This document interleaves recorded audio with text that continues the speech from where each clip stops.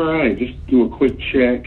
It is now 9:30, and I wanted to make sure that we have council members on the call. So let's do a quick check. Well, actually, I'll just introduce members. Good morning. My name is Andre Dickens. I serve as the chairman of the Transportation Committee here at Atlanta City Council. This is our Transportation Committee meeting. And I will now call this meeting to order. Let me do a roll call of members. Ms. Pulandini, can you do a roll call of members to see who's all here?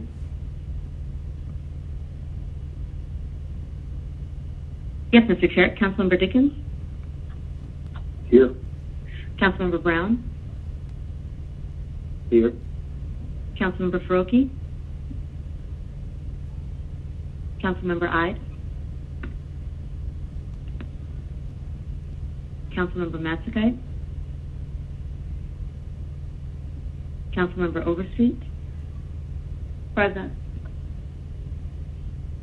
Councilmember Westmoreland? Here. Thank you, Mr. Chair. We have a quorum on the call. Thank you. Thank you for that. I do know that Mr. Faroki will be on after 30 minutes. He had something that was taking place that just came up that will prevent him from being on the call until around the top of the hour at 10 o'clock. And I think Ms. Ide is still going to join us. And Mr. Masakai did email me this morning that he had something to pop up, that he will not be able to make this meeting as well. So we have a quorum now, and we'll keep moving forward. As members join, I'll make sure we announce them. Do I have a motion to adopt the agenda? So moved, Brown. Second. All right. Overstreet. Okay, so we have a motion by Brown and a second by Overstreet. All in favor, say aye. Aye. Oh, Mr. Chair, if we could, Mr. Chair, if we could please do that electronically. Oh, we have to do that electronically. Okay, all right. And we also have, and on the call, we also have Council President Moore. Thank you for joining us today, Council President. Thank you. Okay. So Vote to adopt the agenda is open. Looks like all members have voted except for those that are not in attendance.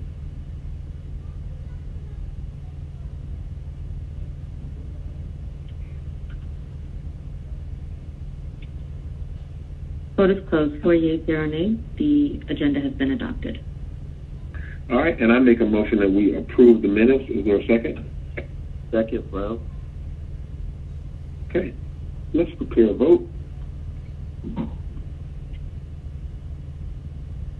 Vote is open.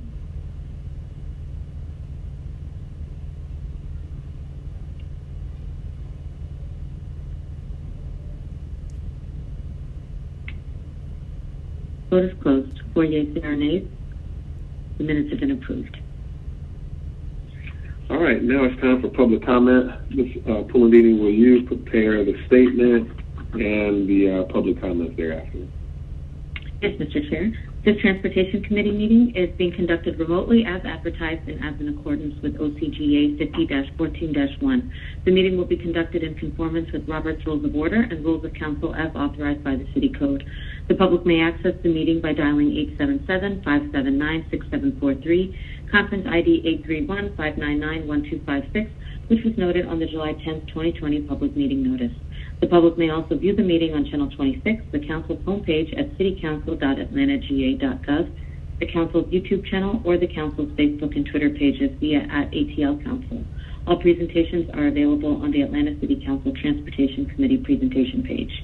The agenda was published and made available on July 10, 2020 via atlantacitygA.iqm2.com. In addition, the public was able to submit comments via voicemail at 404-330-6059 up to 1 hour prior to this meeting. These comments will be played shortly. All persons present on the remote council meeting conference bridge are requested to mute your phones and speakers. Additionally, speakers must be acknowledged by the presiding officer prior to speaking. Each council member is requested to open your Outlook email and minimize the screen. Amendments, substitutes, and informational documents have been distributed to committee members beforehand.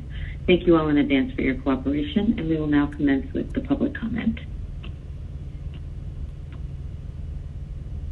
Good morning, Transportation Committee. My name is Carl Holt, and I support the passage of Ordinance 20-0-1471. This will assist MARTA in its implementation of the MARTA 2040 plan in the City of Atlanta that was funded by 2016 sales tax increase. It is imperative that high-capacity transit be given dedicated guideway to operate freely of vehicle congestion and compete with private vehicle ownership. Hamilton Corridor and Summer Hill Corridor will further assist communities along them that have some of the highest non-vehicle ownership rates in the city by quickly connecting them to the rail system. Dedicated lanes in downtown will also help express buses and other MARTA routes avoid the congestion in downtown during peak hours. Thank you, and have a good day. Hello, my name is Patty Durand, and I'm calling about tomorrow's Transportation Committee meeting. I have two questions related to ordinances on the regular agenda. Specifically, the first ordinance related to 20-0-1471. The question that I have is if the related to dedicated lanes on North Avenue or transit on the North Avenue corridor, which is great. I represent Beltline Rail now, and we love learning about that, but we want to know why not add the existing and planned downtown streetcar route to having dedicated transit lanes. The fact that it shares lanes of traffic is one of the reasons streetcar is unpopular and not ridden. Then my other question related to the same ordinance is, does the inclusion of Campbellton Road with two other BRT projects indicate that the city and that MARTA is leaning toward bus rapid transit on that route on Campbellton Road? So those are my questions, and I look forward to hearing them addressed on tomorrow's meeting. Thank you. Hello, this is Brett Heilheber, President, Friedman Shoes, Thistle Street, downtown. I'm calling regarding the Summerhill BRT route through South Downtown. As I've just been told about the proposed route, I'm very upset and concerned that there was no public engagement. I haven't heard anything about a map or routes that the input was supposed to come from the public, much less businesses. Our family business has been here for over 90 years in the same location. We fought our tails off in the 70s so we could have parking on Missile Street, where we could have a thriving business. Now I understand that MARTA wants to take away a lane. That seems totally unacceptable. I'm upset. I'm angered.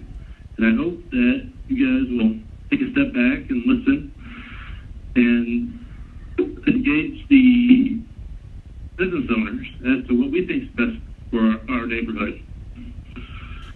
South Downtown is about to get a huge transformation, as I understand, making it a pedestrian-friendly neighborhood with outdoor seating, sidewalks, and to have MARTA come in and blow it all up would seem to be a shame. Brett Heilheber, President, Friedman Shoes, please vote no. Please extend it one street over towards Garnett would be great, but not on Mitchell Street, please. We need our public, we need people, pedestrians, we need people walking, and we need parking. Thank you very much. This is Shannon Pollock calling from Central Atlanta Progress in the Atlanta Downtown Improvement District, requesting that the Transportation Committee hold Ordinance 20-0-1471 until MARTA and the City of Atlanta can conduct sufficient stakeholder and public outreach on the proposed routes for Summerhill BRT, North Avenue BRT, and Campbellton Road BRT. Once meaningful engagement has occurred, each route should be considered separately using individual ordinances to ensure that processes are transparent and citizens can play an active role in their neighborhood planning. Voting to dedicate lanes for Summerhill BRT and North Avenue BRT is premature as the requisite engagement activities have not occurred. On North Avenue, to our knowledge, zero outreach has occurred to this project. For the Summerhill BRT project, which is advancing more rapidly, the project does not appear on any voted vetting list and has not gone through comprehensive stakeholder or public engagement. While MARTA has now scheduled a public meeting for late July and is beginning to re-engage key stakeholders, the fact remains that the alignment map was never publicly vetted. That must be done before planning can appropriately proceed. If UN and AD&A still have not been consulted, this process is a poor precedent for all future MARTA projects. Moving 3 BRT projects, each in varying stages of planning, through city council together does not allow for meaningful engagement. In addition, CAP-AID remains opposed to the Summerhill alignment and continues to state a strong preference for the alternate running to Georgia State Station. Running on MLK Junior Drive and Mitchell Street conflicts with existing and partially funded plans to create a pedestrian and bike-oriented street network in South Downtown. Running on streets that rely on on-street parking for business and already laden with over 130 buses a day is not consistent with any adopted plan. In addition, the Georgia State alignment allows door-to-door access to heavy rail and limits turns, creating a premium ride. The MLK Mitchell alignment does not. Beginning MARTA in the city of Atlanta's foray into BRT with an unvetted and unsupported alignment threatens to jeopardize all future BRT projects. Thank you for your time. Matthew Peterson, Midtown, 04th Ward. Scooters, they're back. Is there anything from the CDC that talks about the need to clean them between each usage? We're trying to cut down the spread of COVID-19, and from talking to medical people that I know, they say it's a bad idea to have the scooters and shareable rides out there unless they're being cleaned between each use. Also, who's doing the enforcement of them being parked illegally? Thank you, and look forward to hearing you guys tomorrow.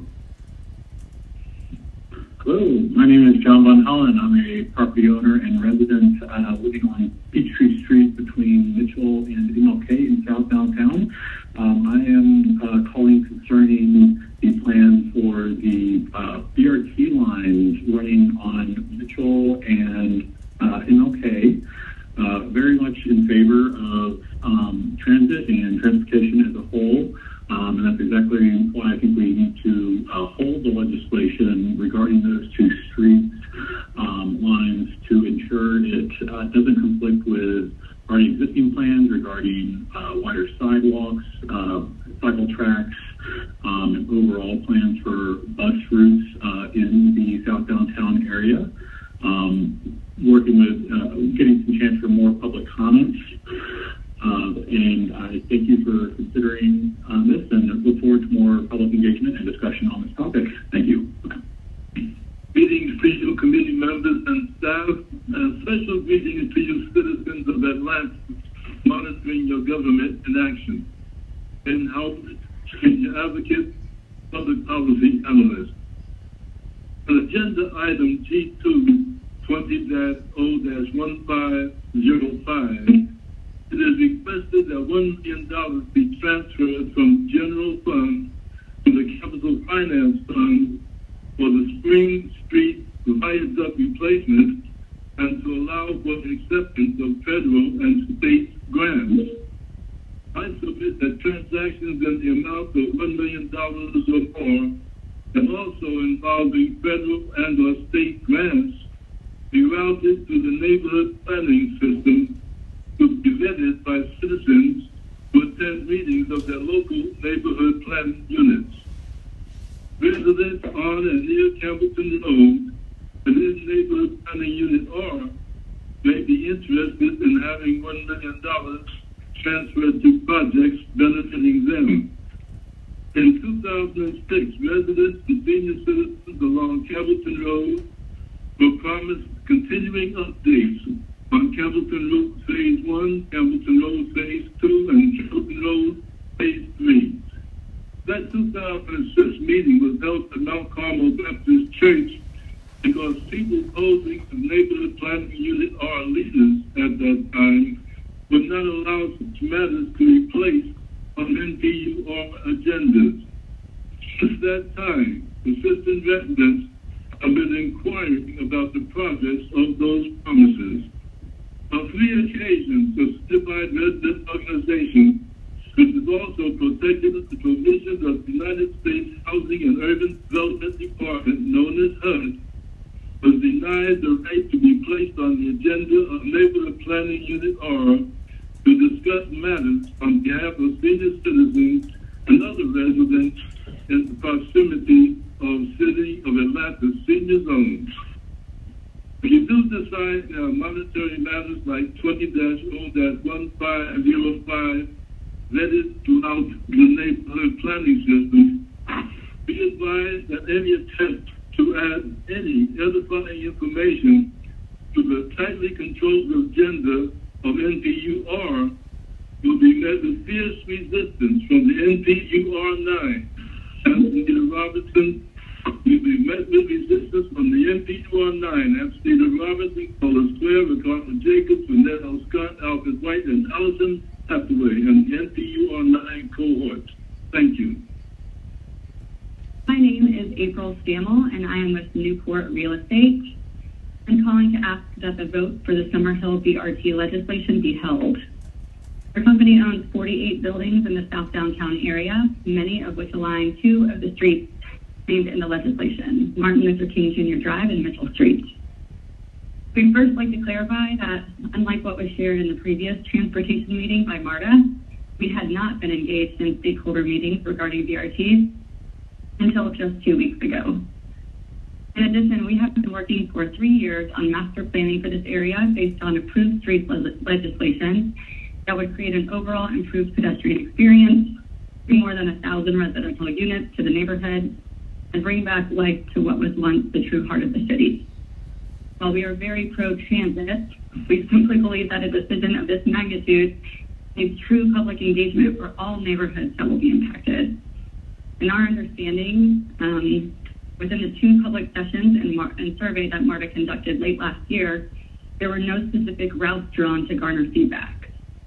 There was no real opportunity for residents, workers, and stakeholders like ourselves to ask questions and discuss challenges on specific route options or voice our preference. With what we've heard is 500 survey results, 58% expressed preference, which led MARTA to choose the MLK and Mitchell route. This means less than 300 people gave some indication of their preference while having never seen a route drawn. With a decision that is this impactful to our downtown, that takes lanes on streets that already have an approved plan in place, the community just must be better engaged. We're asking that the vote be held until proper engagement around route selection can be accomplished by MARTA, including specifically those in South Downtown. Thank you. Hi, my name is Lauren Reidman. I'm calling about the proposed Summerhill BRT route through South Downtown. I am a future South Downtown resident, and I've really been concerned about the lack of engagement, the lack of public engagement with this project. I would like it if the City Council would hold this piece of legislation for right now. I really feel that it conflicts with the pedestrian experience on MLK, including the South Downtown Street Concept Plan, which was unanimously adopted by the City Council in 2017. And I'd really like for South Downtown to be part of this conversation going forward. Thank you so much. Ben Howard. Greetings to you, committee members and staff, and special greetings to you, citizens of Atlanta. Monica. Good morning, Transportation Committee, and I'm grateful to everyone who has supported the amendment to reallocate $73 million of the budget to reimagining of public safety, of the police budget, $73 million of the police budget to reimagine public safety. And I am urging every single one of you to take time out of your day today to commit to challenging one another to make that a reality. We must amend the budget and fund Resolution 20R-4068 because we have to reimagine public safety in Atlanta, but it truly serves everyone. And I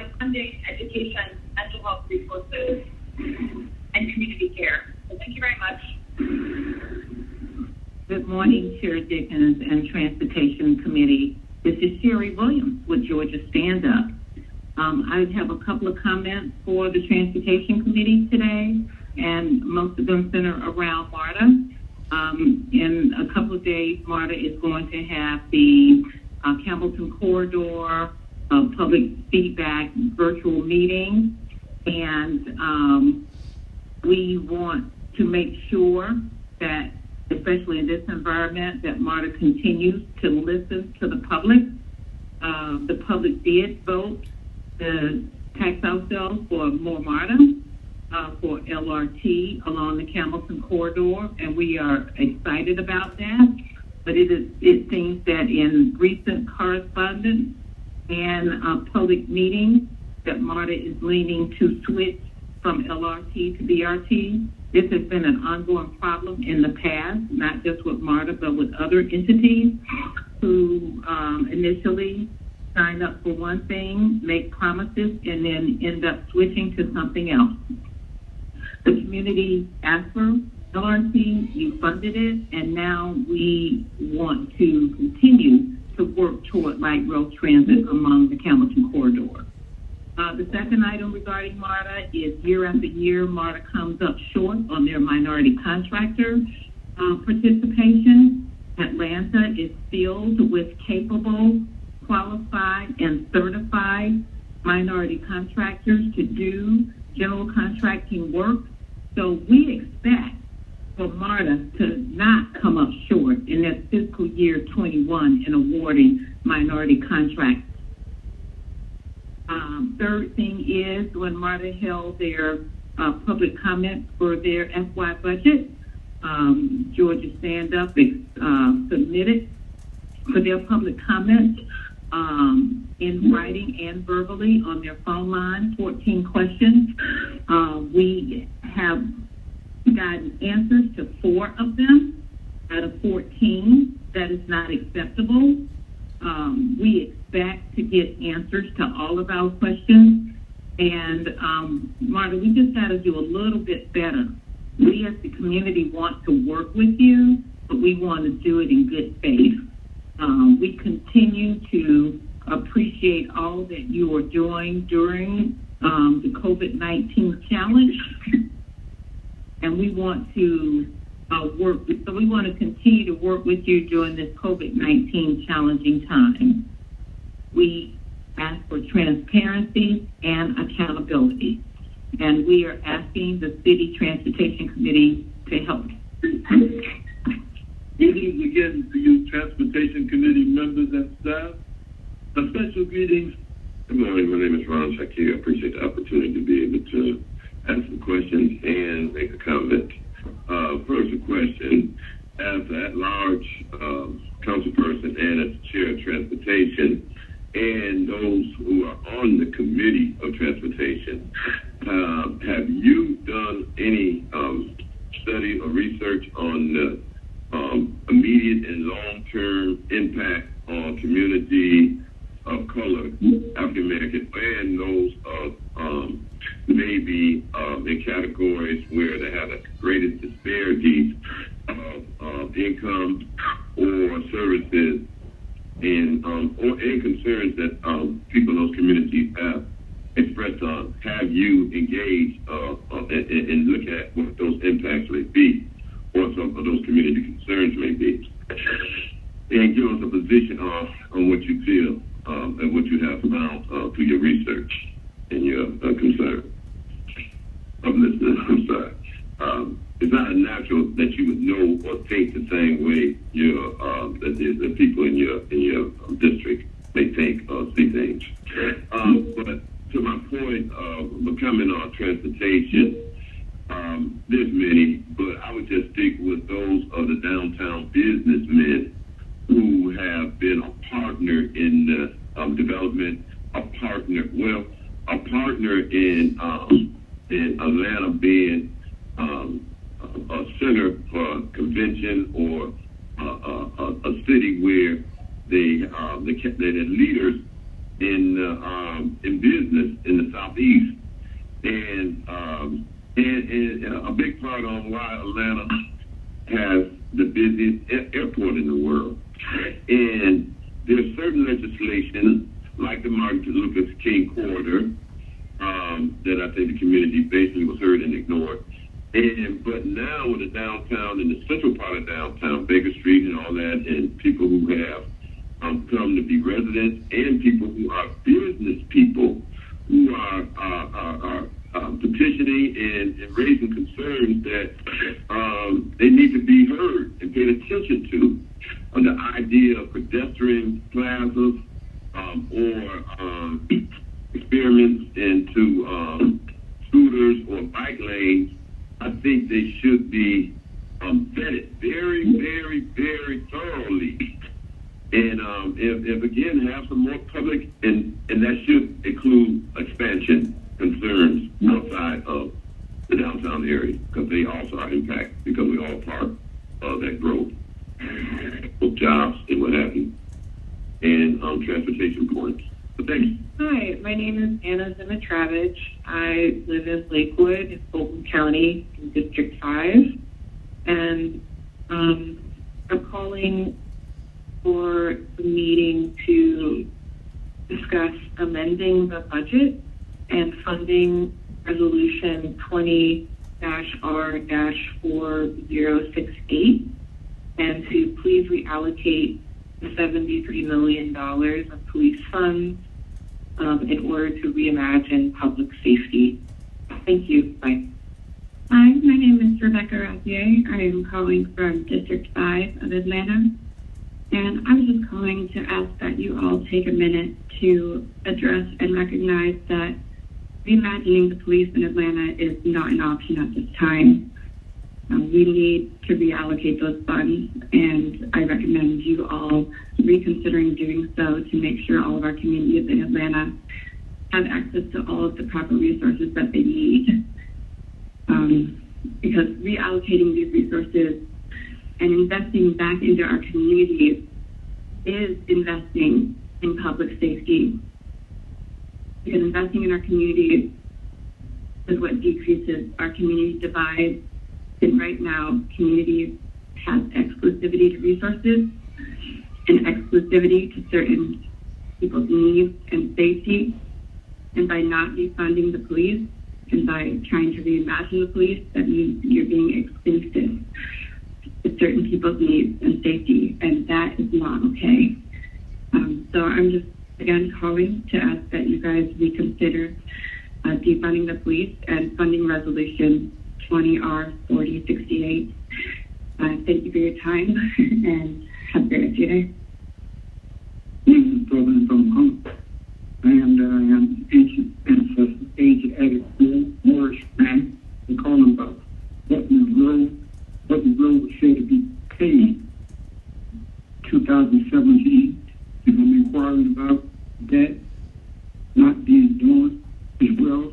There's houses on that road, the 2500 Button Road, that was in the zone, flooded zone.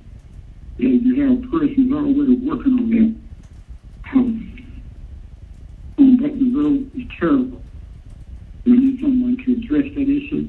I talked to Ms. Overstreet, I talked to Mr. Moore, and yet today, it's 25th of June.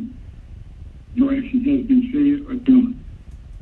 Thank you, President Muhammad. May I, okay.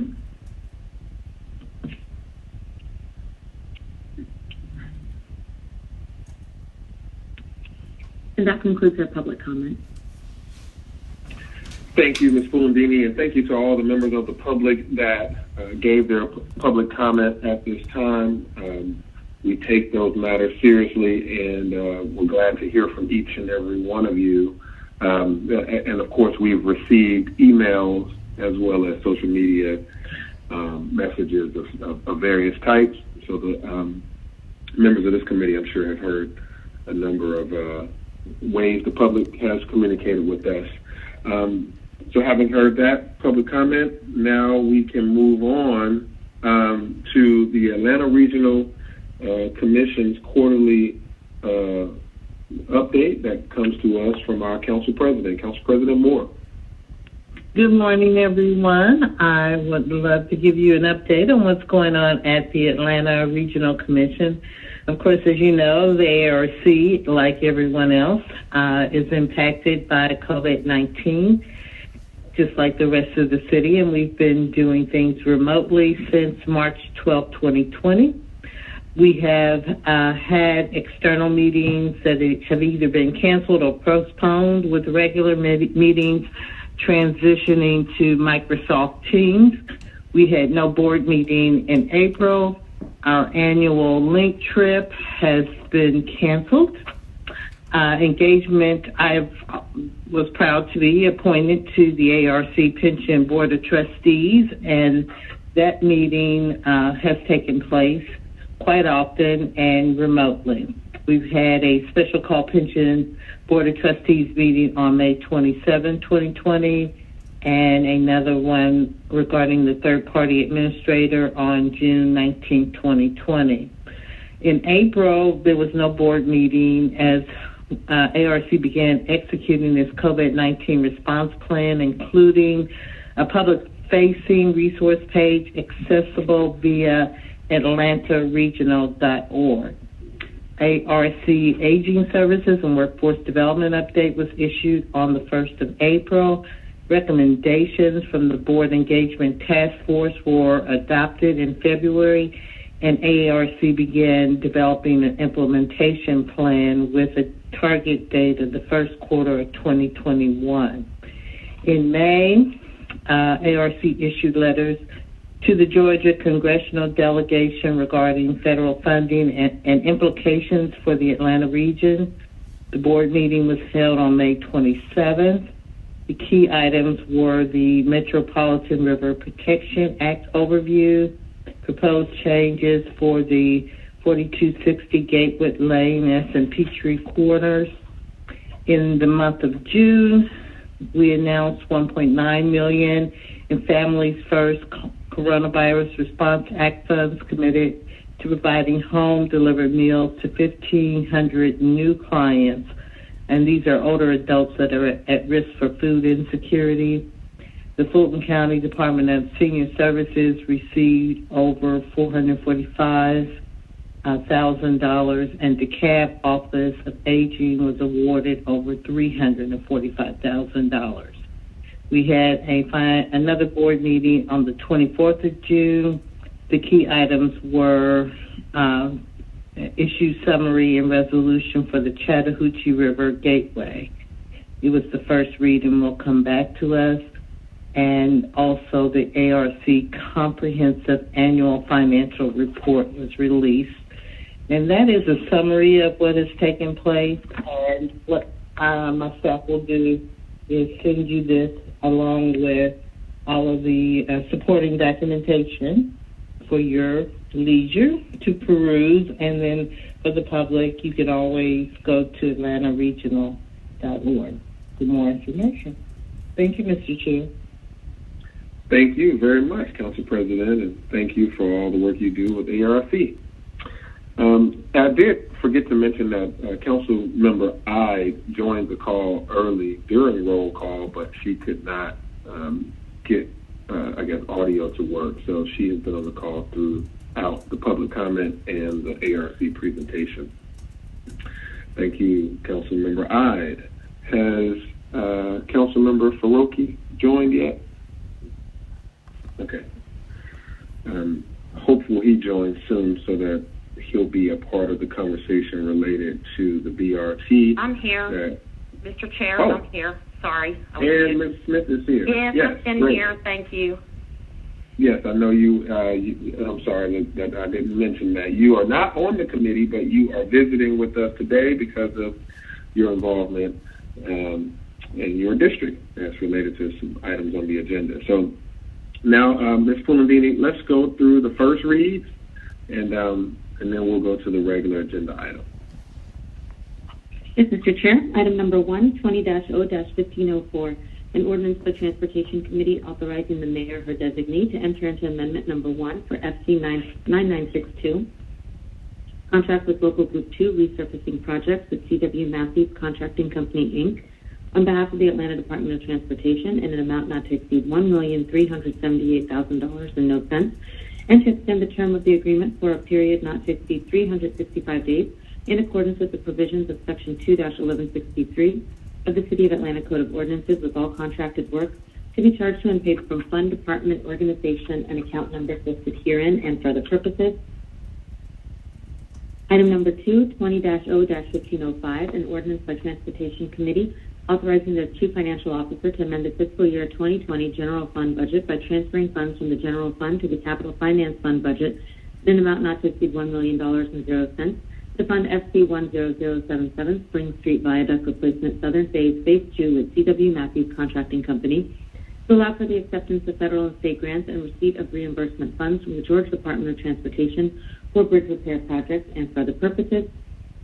Item number 3, 20-0-1506, an ordinance by Transportation Committee authorizing the execution of Amendment Number 1 for FC 10077 Spring Street Viaduct Replacement Southern Phase 2 in accordance with Section 2-1163, solicitations or awards in violation of law. Subsection C, remedies after award of Article 10 of the Procurement and Real Estate Code to extend the term of the agreement for a period not to exceed 893 days with the retroactive effective date of January 19, 2019, to add additional funds in an amount not to exceed $1,172,231.08 with C.W. Matthews Contracting Company, Inc. on behalf of the Department of Public Works, with all contracted work to be charged to and paid from listed fund, department, organization, and account numbers and for other purposes.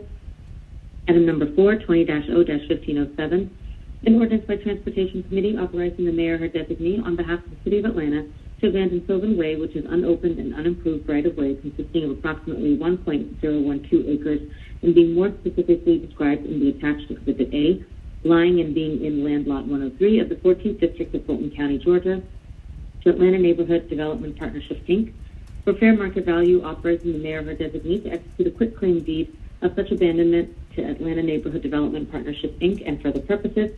And item number 5, 20-0-1508, an ordinance by Transportation Committee authorizing the mayor or her designee on behalf of the City of Atlanta to abandon a portion of Bolton Drive, north and south portion of cul-de-sac, consisting of approximately 0.072 acres, being more specifically described in the attached Exhibit A, lying and being in Land Lot 221 of the 17th District of Fulton County, Georgia, Pulte Home Company for fair market value, authorizing the mayor or her designee to execute quitclaim deeds of such abandonment to Pulte Home Company and for other purposes.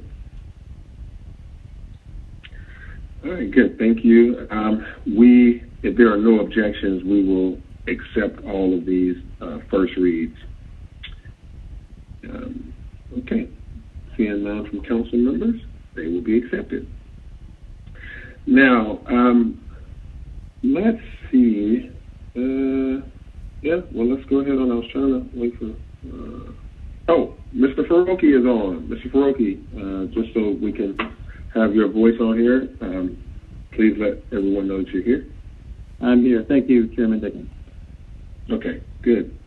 Good deal. All right. So now we have 6 of our members from the committee.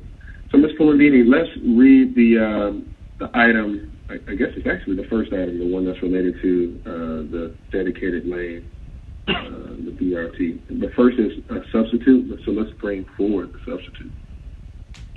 Mr. Chair, if I could read in the caption for the record, please, first. 20-0-1471, an ordinance by Transportation Committee authorizing the mayor or her designee to dedicate roadway lanes for the exclusive use of transit within the North Avenue Corridor, Summerhill Corridor, and Campbellton Road corridors in conjunction with the MARTA program of projects, the 2018 Atlanta Transportation Plan, the One Atlanta Strategic Transportation Plan, and Atlanta City Design, and related subsequent transit corridor plans to repeal conflicting ordinances and for other purposes, and the substitute modifies the description for the Summerhill Corridor and updates its depiction in Exhibit B. Okay, so how I'd like to do this is first we'll bring forward the substitute, vote on that, and then we will hear from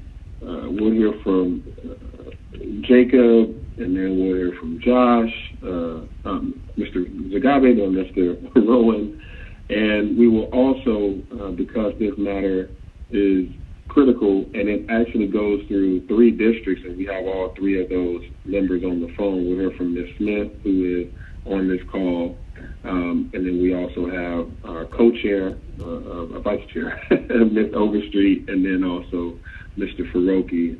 All of this is touching their area. So I make a motion to bring forward the substitute. Is there a second? Second, Brown. Second. Okay, I think I heard Brown first, so let's say the second was by Mr. Brown. Let's prepare a vote.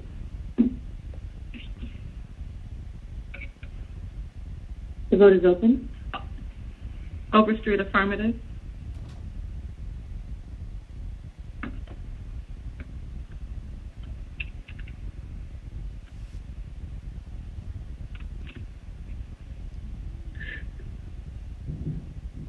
Will everyone please vote?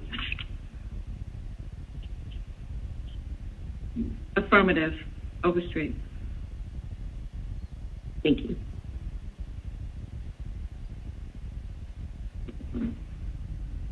We're still waiting on one more vote, please.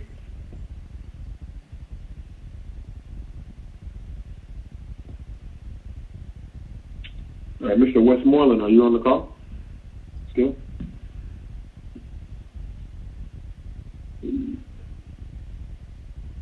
Something must have happened to Mr. Westmoreland. Okay, so we'll just mark him away. One moment and we'll close the vote. The vote is closed. 4 yeas, 0 nays. The substitute is now before you. Okay, so just to tee this up a little bit before Jacob speaks. So we've heard a lot from public comment related to this matter. We received emails, quite a few, from representatives of the Central Atlanta Progress, as well as MARTA, back and forth. And we've heard from the public and a number of public comment sessions related to particularly Campbellton Road and Summer Hill. And I did want to make sure we heard from the creators of this legislation, and then we'll have some follow-up questions if needed. But Mr. Vidalde, are you ready to share with us what this paper does?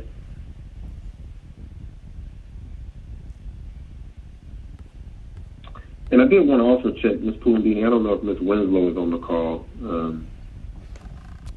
If not, I mean, part of this is her downtown portion as well. Ms. Winslow is not on the call, and Mr. Zagabe is on the call, and he's been unmuted.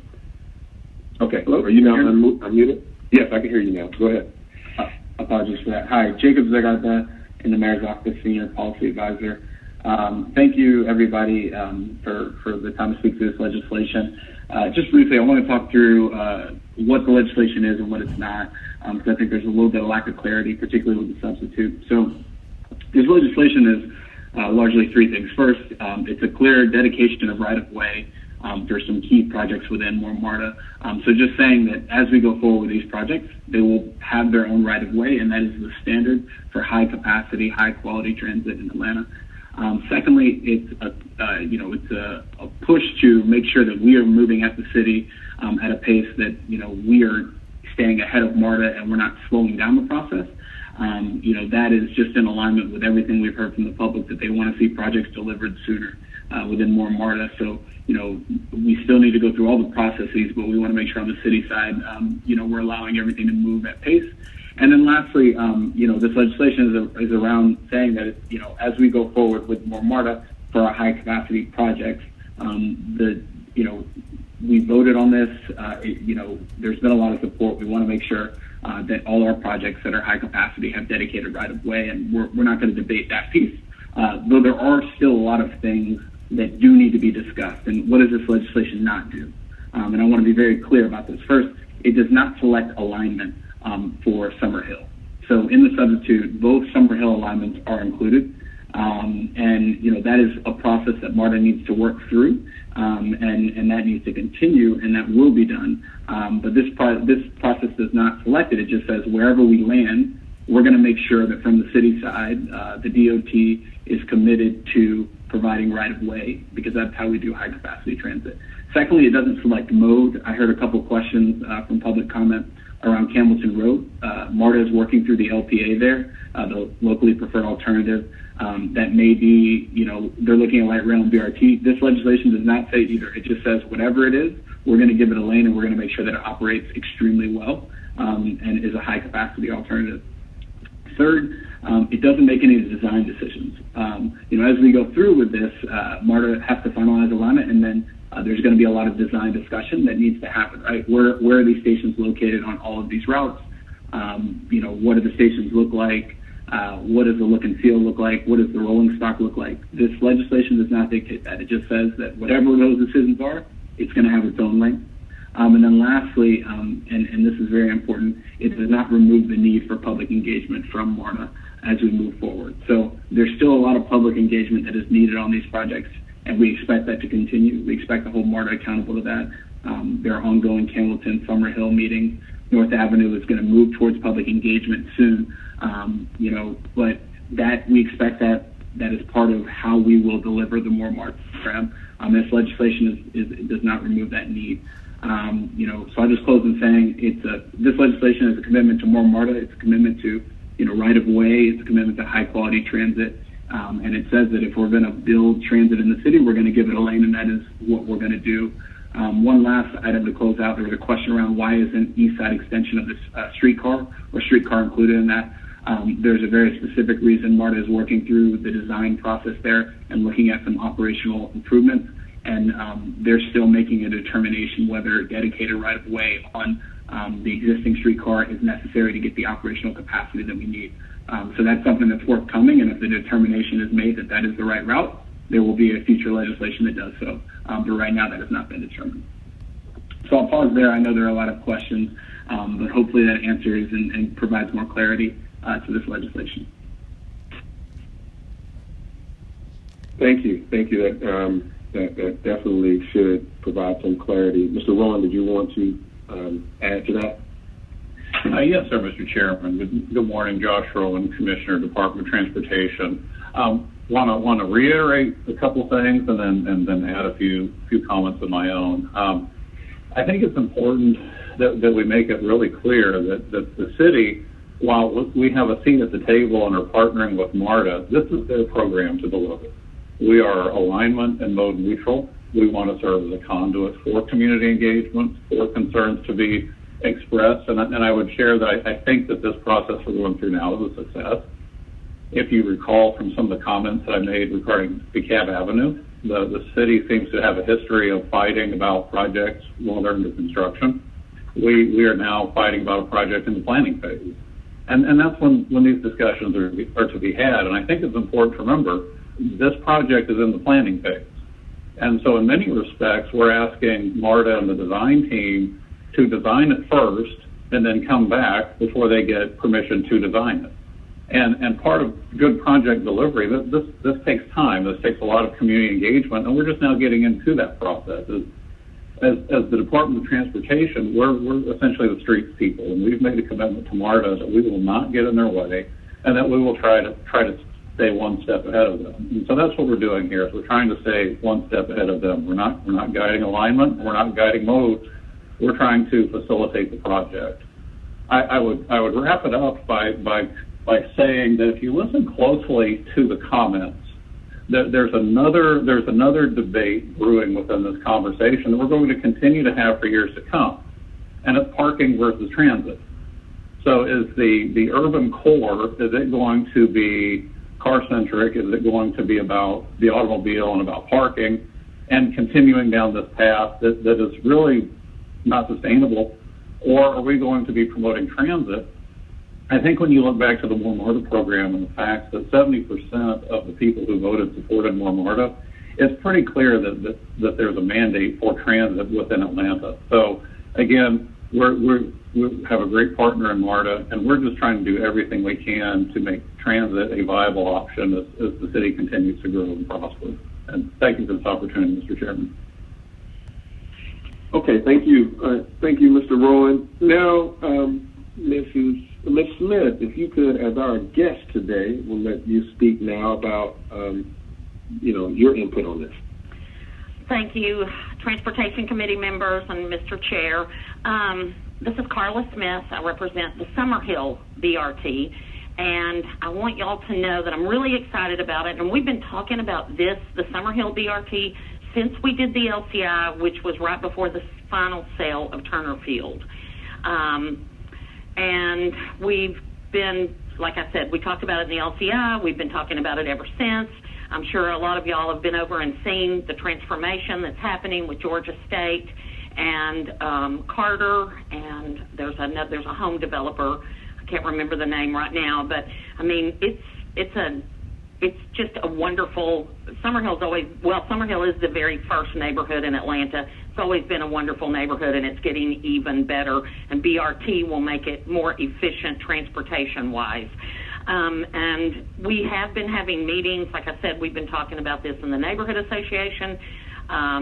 But recently, since we've been talking specifically about BRT, we had meetings in October of 2019, which was just this past October. We had two. We had one on a weeknight and then on Saturday. So that gives like parents, if they have children, they can come on Saturday morning, and then people that couldn't come on a weeknight evening, they could come on Saturday, and those that couldn't do Saturday could come on the weeknight evening. We had over 100 people show up to those two meetings.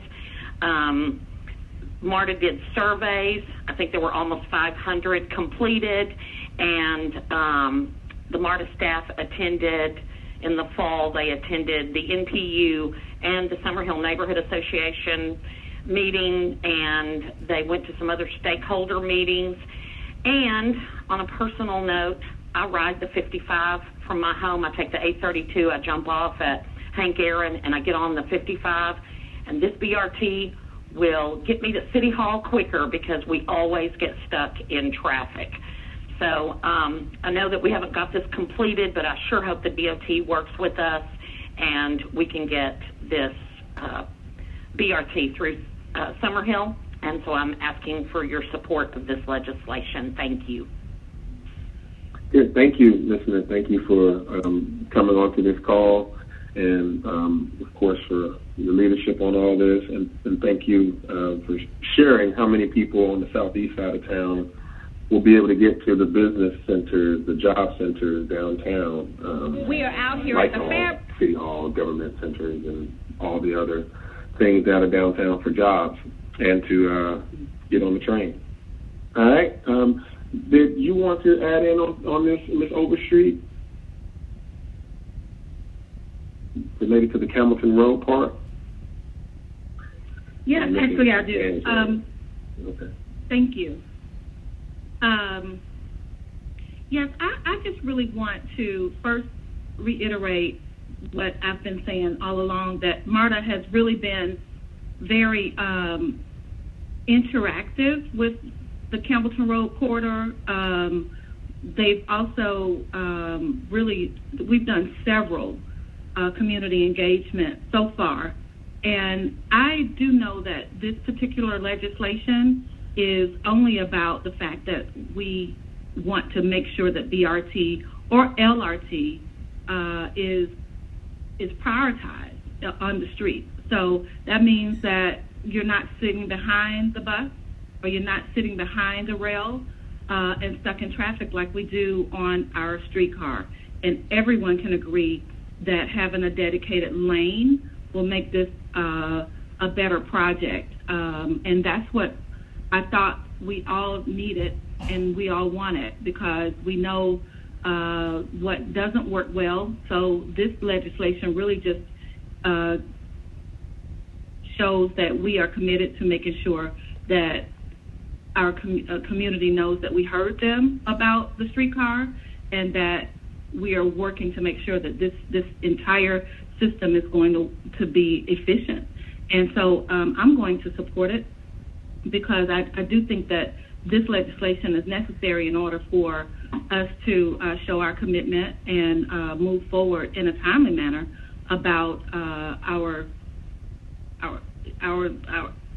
need to have a dedicated lane. And I think we might be getting ahead of ourselves if we're trying to make this legislation more than that at this time. I do feel that there's more community engagement needed. Even with all that they've done so far with the Campbellton Road corridor, we shouldn't stop. We need to continue to engage the community about this project. It's something that's going to affect our communities for decades, and we just can't slow at every point. We have to make sure that we continue the engagement, and this is just saying that we're plotting the course in a way that the community has asked for us to do, and that is to provide a dedicated lane. So, so far I'm very pleased. As soon as I'm not, everyone will know, but I think that we are on the right track with making sure that the lane is that the city is dedicated to providing the lane. Thank you. Thank you, Ms. Overstreet. Next is Mr. Faroki. Thank you, Chairman Dickens, and thank you, Commissioner Rowan, and Mr. Zagabe, and Councilmember Smith and Overstreet, with whom I agree. We vote on legislation in very high volume, and much of that legislation could and rightfully be described as fairly minor or kind of routine. And this legislation probably would have snuck into that category had not there been a little bit of public conversation on it. And I do want to acknowledge, at least call out the fact that this legislation, even though it's simply the city aligning with MARTA,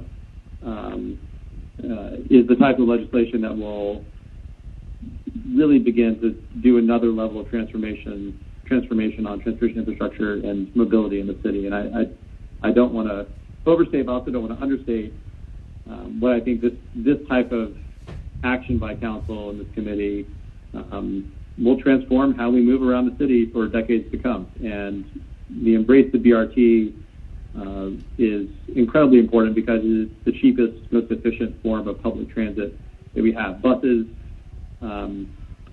and dedicated bus lanes are going to make it easier and cheaper to get around town. And I think one thing we tend to forget in all this and all the conversation about light rail and sometimes heavy rail is that buses, you can pick them up and you can move them on a different route if necessary, but thereby making it probably the most agile and least expensive form of public transit we have. And what has been lacking in our city are, I think, efficient, direct bus routes that make it very attractive for people to ride, both for employers and employees and for folks just getting around town. And while we may be late to this game as a city, this legislation, whether on Campbellton or in Summerhill or North Avenue, is a huge value add and a step in the right direction. So all that goes to say, I know the concerns have been from certain sectors about the lack of input or lack of public comment, to which there has been a tremendous amount of input up to the state. But what gives me peace of mind in supporting this legislation is knowing that the design work and other kind of key pieces to how these lines will run, where they'll go and where they'll stop, remains to be decided, and there will be public comment and input for all of that. And that has been the primary concern for folks in my district, particularly those who are stakeholders on the North Avenue corridor, some of whom are major employers.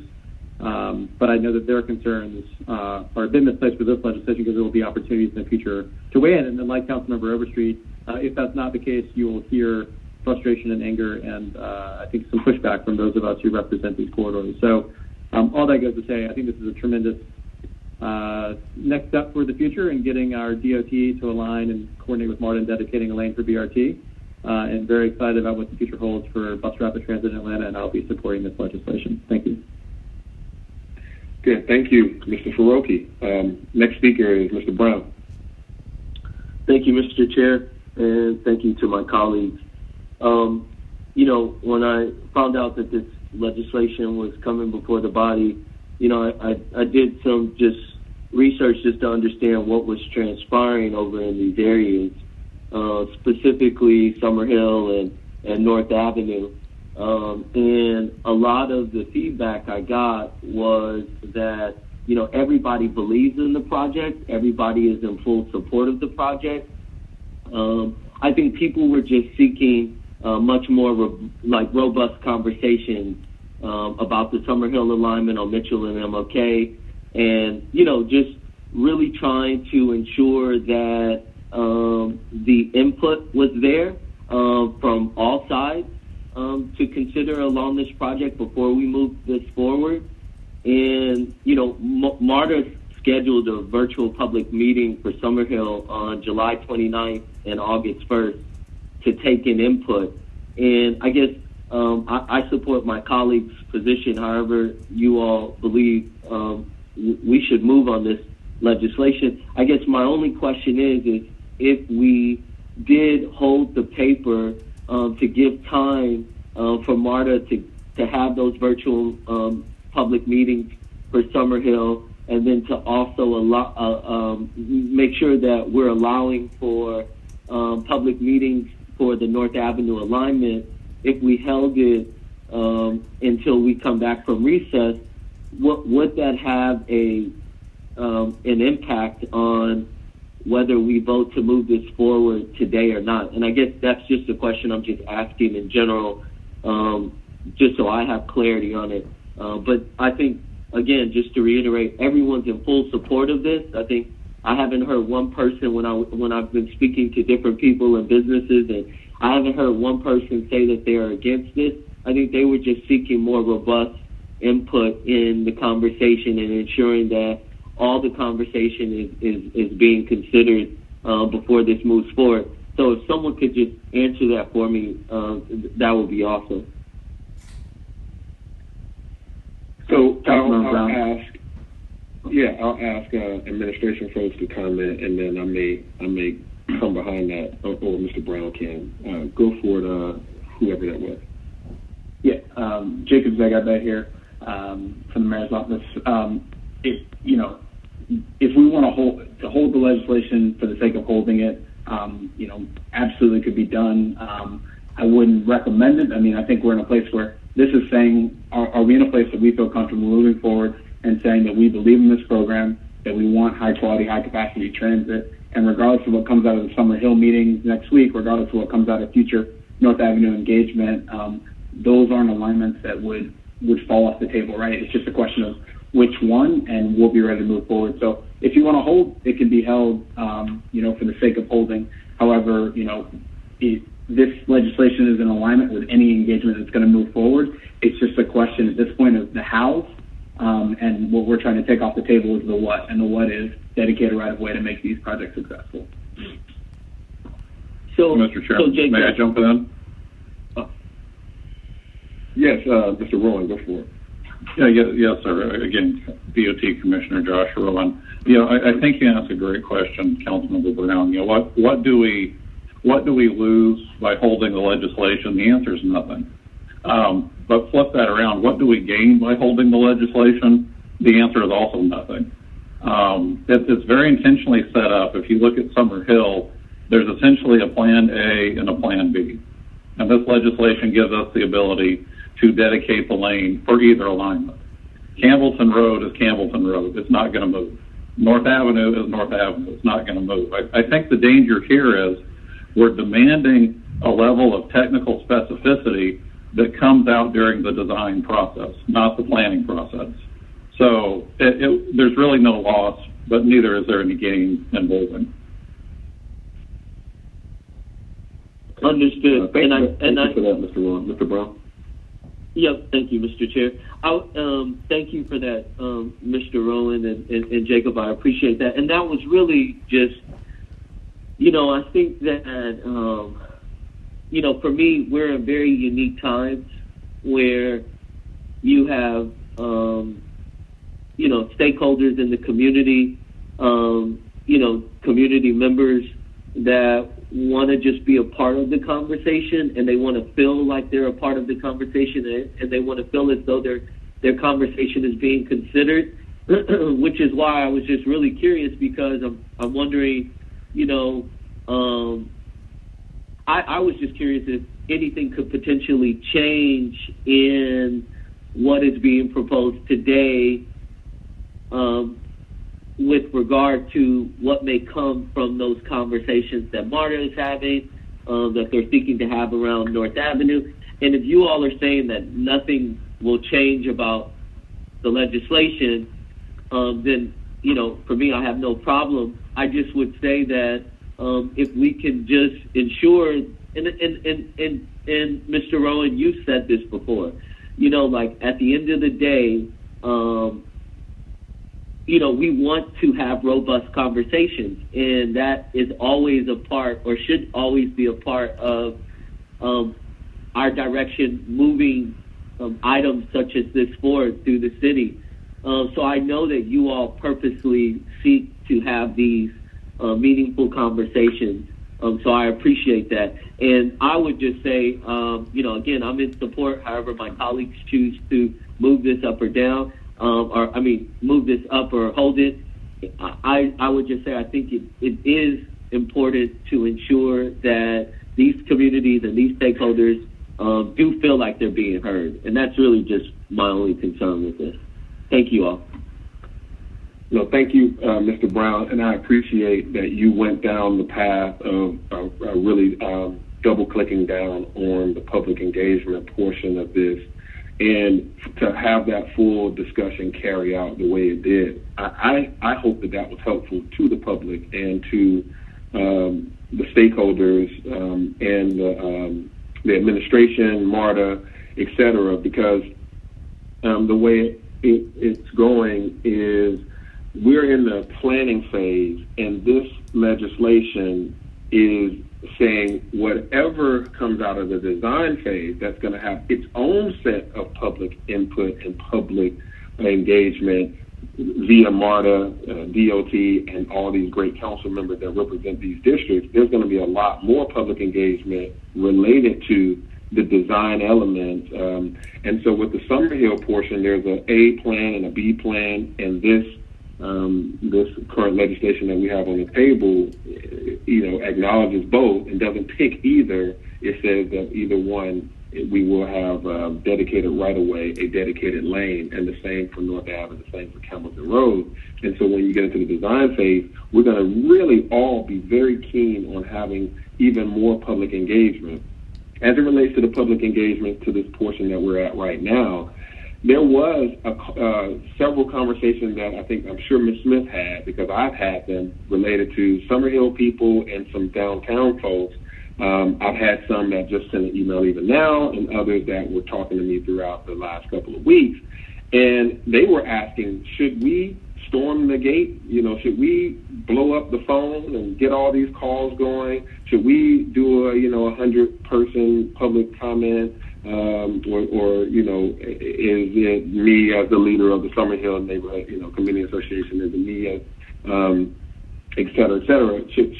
Should my word and the neighborhood meeting kind of take it, that be enough to kind of say that there's a significant number of people behind this approval of this? So I think, the conversations I had was, no, I think you've been heard. If you want to call in, call in.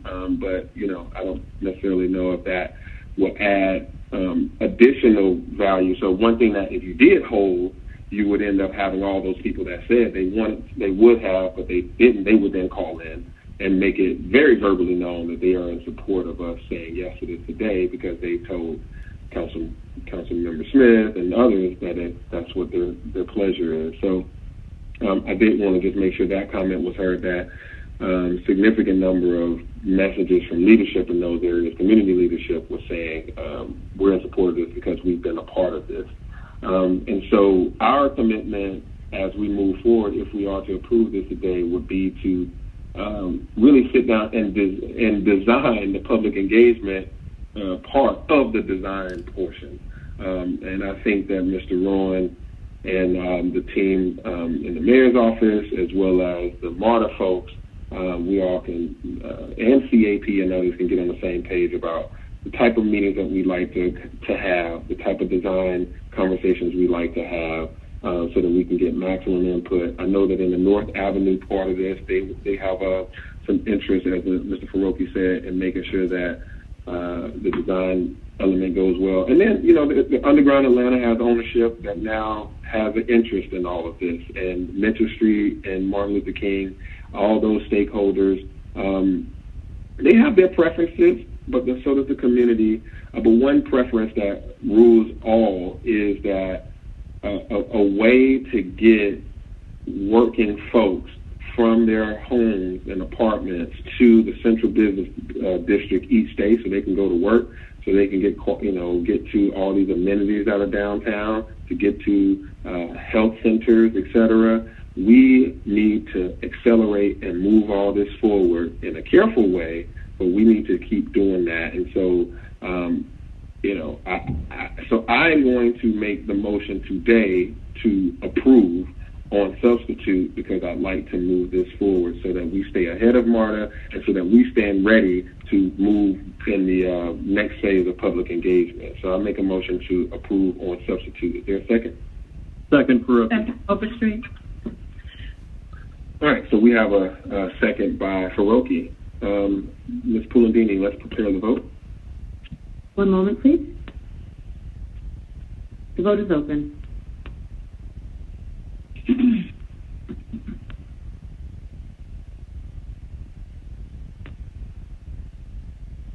Vote is closed. 68 0 nays. This item is favorable on substitute. Okay, good. Thank you.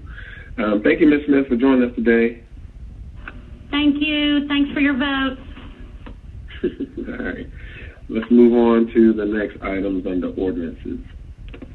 Item number 7, 20-0-1472, an ordinance by Transportation Committee authorizing the mayor to retroactively enter into renewal number 1 with Corporate Environmental Risk Management, LLC for FC 9381 on-call engineering survey services at Hartsfield-Jackson Atlanta International Airport beginning December 21st, 2019, and supplement a task order fund in the amount of $100,000.00, and to ratify Corporate Environmental Risk Management, LLC services from December 21st, 2019 in accordance with Section 2-1163 of Article 10 of the Procurement and Real Estate Code of the City of Atlanta Code of Ordinances and for the purposes.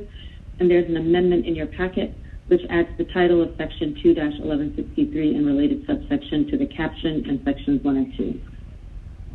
All right, I make a motion that we amend based on what she just, at the amendment that she just listed. Is there a second? Second, Brown. Okay, let's vote on the amendment. Vote is open.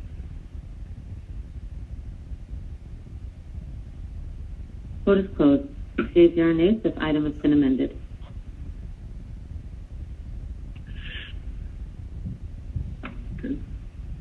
Okay, now let's hear from, is this going to be you, Mr. Rowan, to talk about this contract renewal? This is an airport paper, Councilmember. Oh, I'm sorry. I'm looking at CERM is usually, okay. So do we have Mr. Selden on the phone? Absolutely. Good morning, everyone. John Selden, the General Manager of Hartsfield-Jackson Atlanta International Airport, and we'd like to fund our task order for corporate environmental risk management. They do topographic surveys for utilities and structures in the ground. They stake our properties that we do as we develop properties and do construction, and they protect the approach and runway surfaces from obstacles and do our surveys to ensure that we have nothing in our approach path and departure paths here. Okay, all right. Motion to approve as amended. Is there a second? Second, Overstreet. Okay, let's prepare a vote. The vote is open.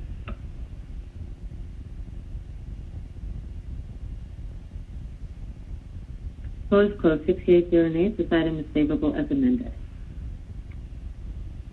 Okay. Our next item is number 8, 20-0-1473, an ordinance by Transportation Committee establishing the fiscal year 2021 Airport Renewal and Extension Fund, Airport Passenger Facility Charge Fund, Aviation Encumbrance Program budgets by transferring to and from appropriations in the amount of $159,896,000.00 to provide funding for various projects at Hartsfield-Jackson Atlanta International Airport and for the purposes.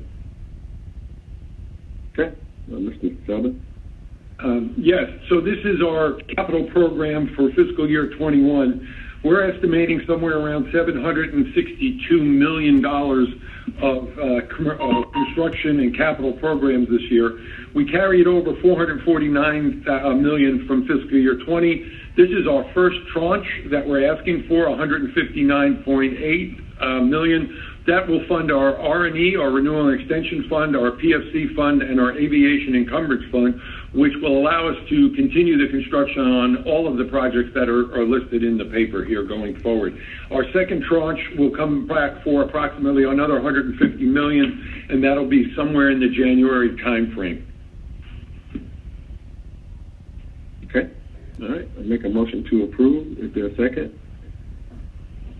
Second, Brown.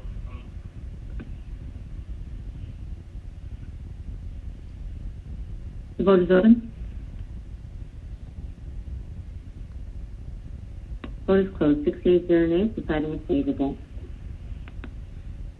Item number 9, 20-0-1476, an ordinance by Councilmembers Dustin R. Hillis, Antonio Brown, and Andre Dickens, authorizing the mayor or her designee to reduce the posted speed limit on Marietta Boulevard Northwest between West Marietta Street and the city limits from 45 miles per hour to 35 miles per hour and for other purposes. Okay, motion to approve. Second, Brown. Okay. Council members, I mean, this is just a change of speed limit, so I don't think we need to hear too much from the administration. It's already related to our Vision Zero plans, et cetera. So let's prepare a vote. Vote is open.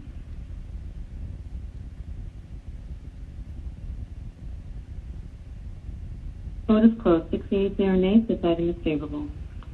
Item number 10, 20-0-1479, an ordinance by Councilmembers Andre Dickens and Marcy Collier Overstreet authorizing the City of Atlanta to waive the competitive procurement source selection provisions contained in Section 2-1187 of Article 10, Procurement and Real Estate Code of the City of Atlanta Code of Ordinances, as well as any other conflicting code provisions, and authorizing the mayor or her designee to amend the concessions agreement and not the car rental agreement at Hartsfield-Jackson Atlanta International Airport to extend the agreements for a period not to exceed 36 months in response to the continued effects of the COVID-19 pandemic crisis and other purposes.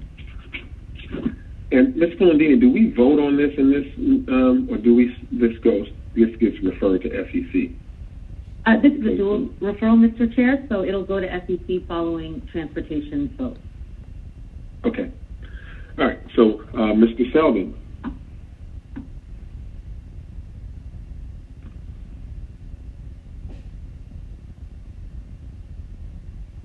Is there someone from procurement or Mr. Selden? Yeah, yes, ma'am. Yes, sir. I just got unmuted. I'm sorry.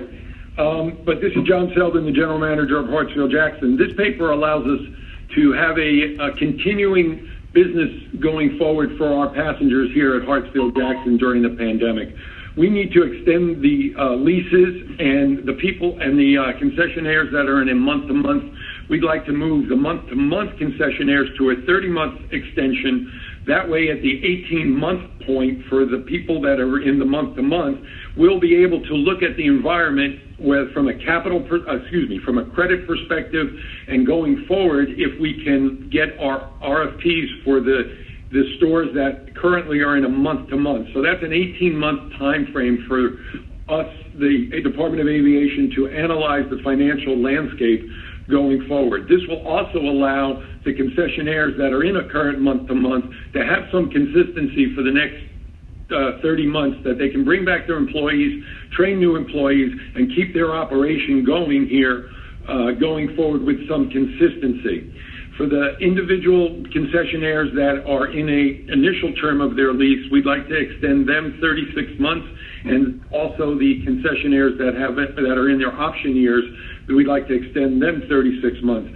Again, we cannot go out with RFPs for all 300 concessionaires at the same time. We need to stagger it, and this will allow to stagger the RFPs going forward. It will also allow the concessionaires to fully amortize their investments and make up for the lost revenue that they have sustained here during the pandemic. And with the recent spikes here in cases. The future is very uncertain, and giving our concessionaire partners a little consistency and will go forward a long way in having them bring their businesses back here to Hartsfield-Jackson. Okay, thank you. Ms. Overstreet. Yes, I was almost going to say just what Mr. Selden said.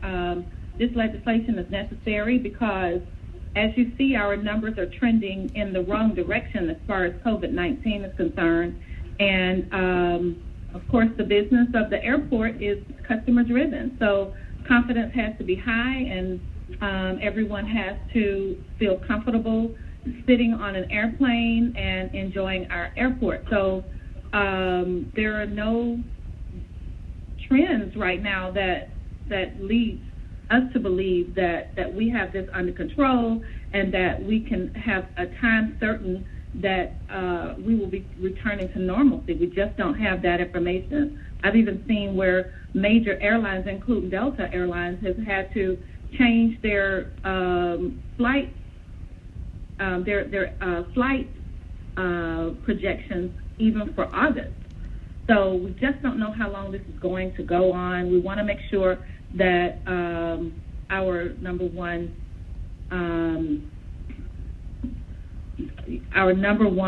job creator is being taken care of by us in the right way. And I just think that we really need to send this legislation on over to FEC and to full council for August, because it's just something that's needed. Our concessionaires, as well as our airport, really needs us to do this, and it's the right thing for us to do. So that's where I am with it. Thank you.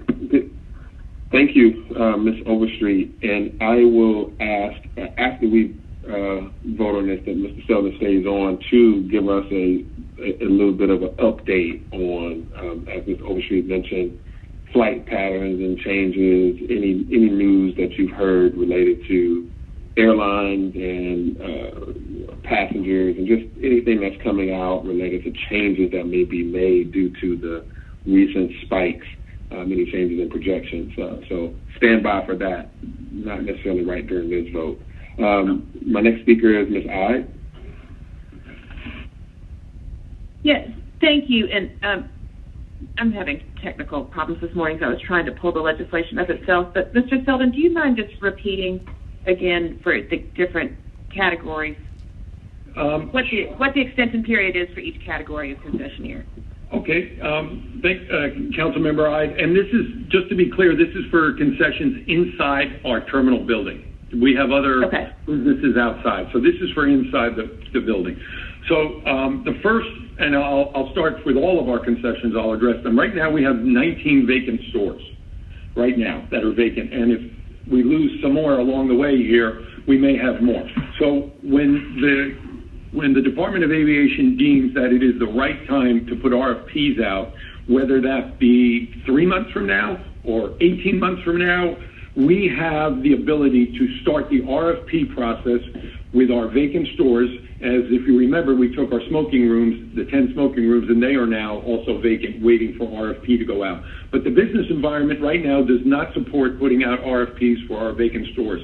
So that gives us this flexibility to go forward when the environment changes. And I say that to tag on to Councilmember Overstreet's statement that if a vaccine does come out in December and business does pick up and the financial markets develop some certain credit ratings, we can possibly get those stores out first. The second set of stores are the concessionaires that are in month-to-month leases. They have been here for 10 to 13 years already, and their leases have expired, and we are in a month-to-month situation with these concessionaires due to the fact that we have not gotten RFPs out to refresh those, which we had canceled earlier this year, calendar year. So those that are in the month-to-month, we are going to extend their month-to-month lease 30 months. We're going to give them a known period that they can make an investment, hire people, train people, and know that for the next 30 months, their store will be in business. What that does is gives us an 18-month window looking forward, because it takes about a year for us to get the RFPs out and get the answers and get the results, and then actually award contracts to new concessionaires. So at the 18-month point, we will look at the credit markets and our business and how many passengers we have and go forward with RFPs from that point on, which will take us to the 30-month window for those in the month-to-month. The next set of extensions will be for those concessionaires that are either in their initial term or they are in an option term of their lease with us, and they will get a 36-month extension. So if you back that out, at about 24 months, 2 years from now, we'll start looking at those concessionaires for RFPs going forward. The delay of the virus, the impact of the virus is going to be felt for quite a long time going forward.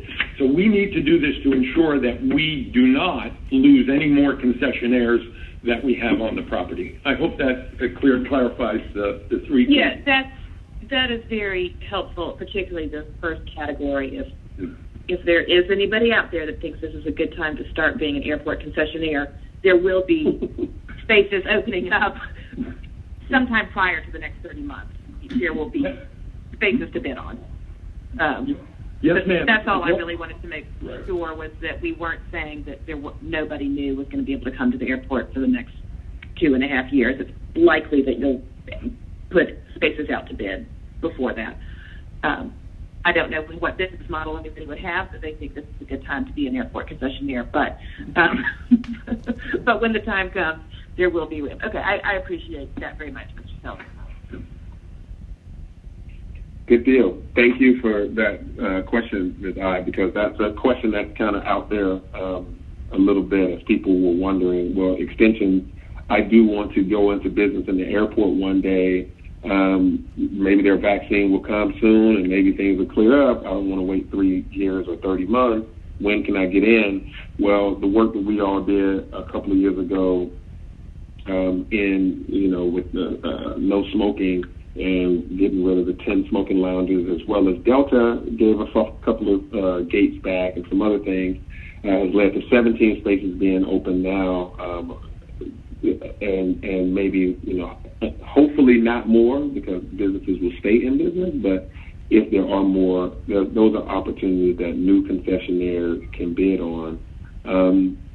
And so the other thing that we all said, but I want to elevate and highlight more, is the employees at the airport, the employees of these concessionaires.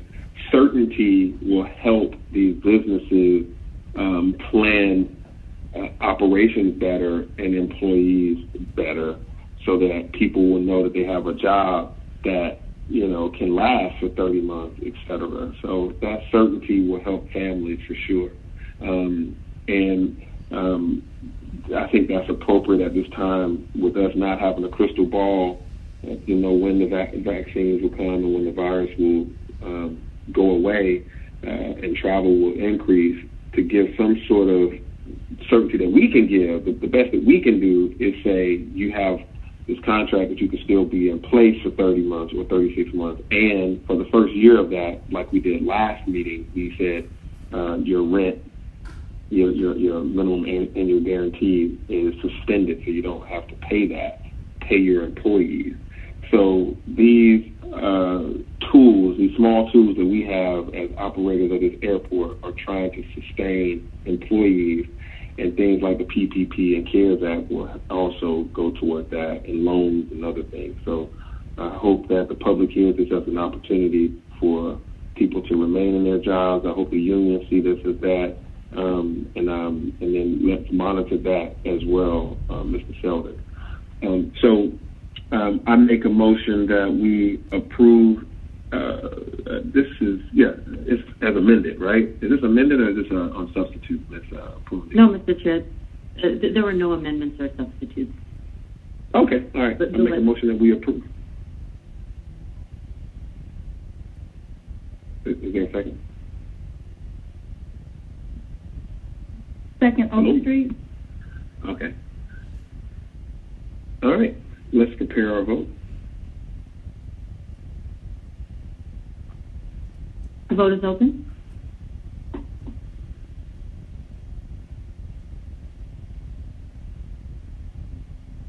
Vote is closed. 6 yeas, 0 nays. This item is favorable, and as mentioned, it will now go before the Finance Executive Committee. One last thing to add to this. This is not for rental car agreements, Mr. Selden. Do we foresee something similar coming in the short month or so, or on the other side of our break related to car rental? You will see legislation coming forward for the rental car companies, but not for lease extensions. Okay. That's right. Yes. Okay. Thank you. Ms. Fullerton, proceed. Items number 11 and 12 are both items to install stop signs. Would the committee like to take these together? Yes. Item number 11, 20-0-1491, an ordinance by Councilmember Andrea L. Boone authorizing the mayor or her designee to make the intersection of Dairy Avenue Southwest and West Ontario Avenue Southwest an all-way stop-controlled intersection, to authorize the Atlanta Department of Transportation to install stop signs at the intersection and for other purposes. And item number 12, 20-0-1493, an ordinance by Councilmember Natalie M. Archibong authorizing the mayor or her designee to make the intersection of New York Avenue Northeast and Connecticut Avenue Northeast an always stop-controlled intersection, to authorize the Atlanta Department of Transportation to install stop signs at the intersection and for other purposes. Move approval. All right. Second. We have a motion by Overstreet, second by me, Dickens. Let's vote. Vote is open.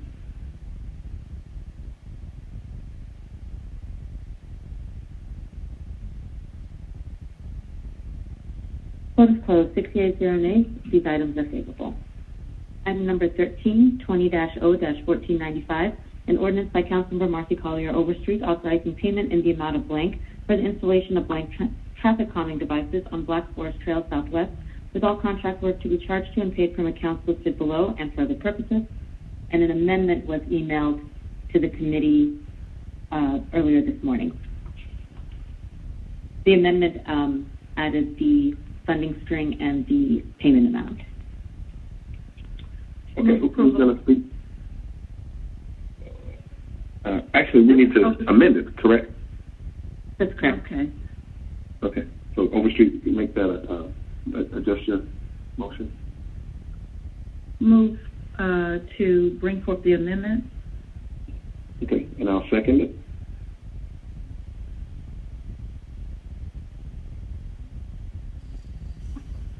Vote is open.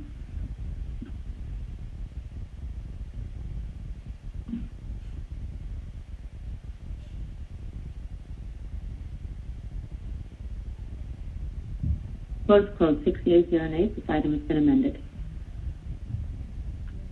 Is someone going to speak to this?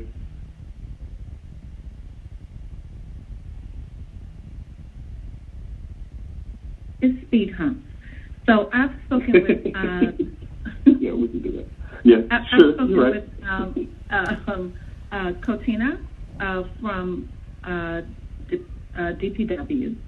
And I've also spoken with Commissioner Rowan, and this particular community is aging, and we've done meetings, and they've all agreed that they really need these speed humps. And I've driven it, and I think that it's something that they absolutely need. So that's what this legislation is about, to help them get out of their driveways and to not witness an accident on their street. Gotcha. So you go ahead and make your motion, and I'll second it. Move approval. As amended. Okay, and I'll second it.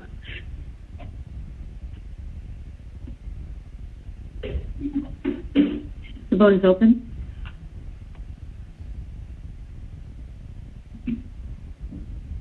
Vote is closed. 6 yeas, 0 nays. This item is favorable as amended.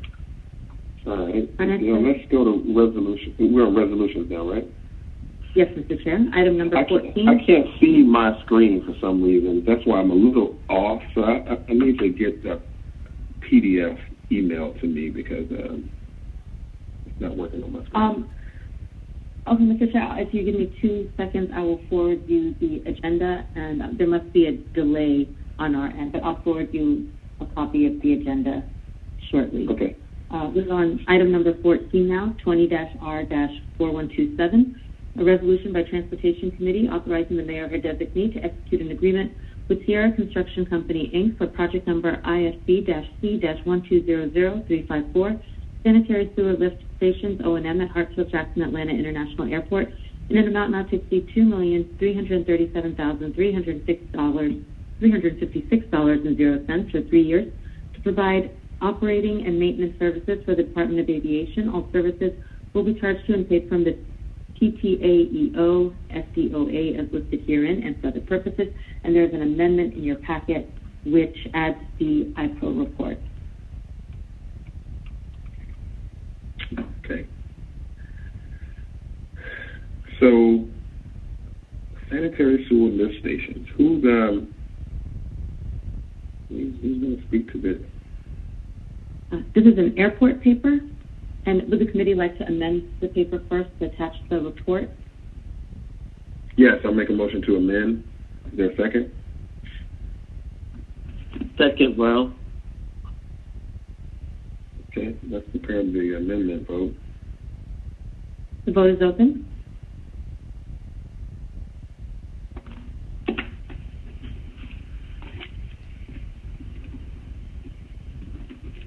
Vote is closed. 680 nays. This item has been amended.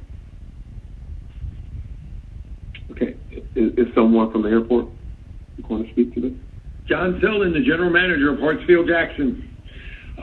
So this paper, we're looking for almost $2.337 million for Sierra Construction to provide our operation and maintenance of our 14 lift stations. Because of the geography of Hartsfield-Jackson, it's not all downhill to the Flint pump station. So we have these lift stations to move our sewage from our facility here. 13 of them are sewer lift stations, and one is a stormwater lift station. And we're going to pay for this out of our operating funds. Okay, all right. I'll make a motion to approve as amended. Is there a second? Second, Brown.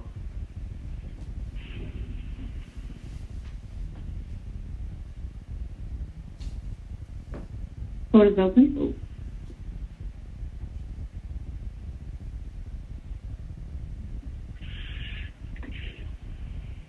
Vote is closed. 680 nays. This item is favorable as amended.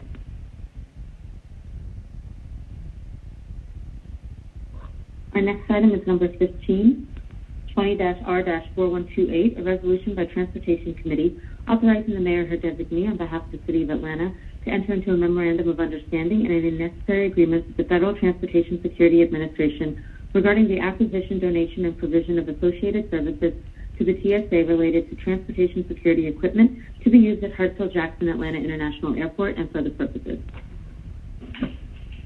All right, Mr. Sheldon. Yes, sir. So the TSA is required by their regulation to own, operate, and maintain the screening equipment. So this paper is set up now that we form an MOU with them that we can donate the brand new equipment. We're going to give them 8 new checkpoint lanes for property screening and upgrade one L3 McDonald Humphrey smart lane.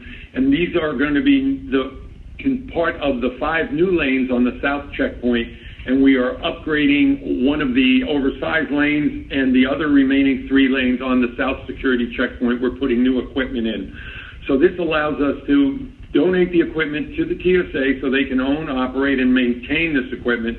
And there's some new technologies in this equipment. It will have CAT scan capability, which is provide much faster screening, and it will have automatic bin returns and upgraded baggage separators to increase the productivity of our TSA checkpoint. We expect this construction with the new lanes to be in place by December of 2020. Great. That's awesome. Motion to approve. Is there a second? Second, Overstreet. Prepare a vote. The vote is open.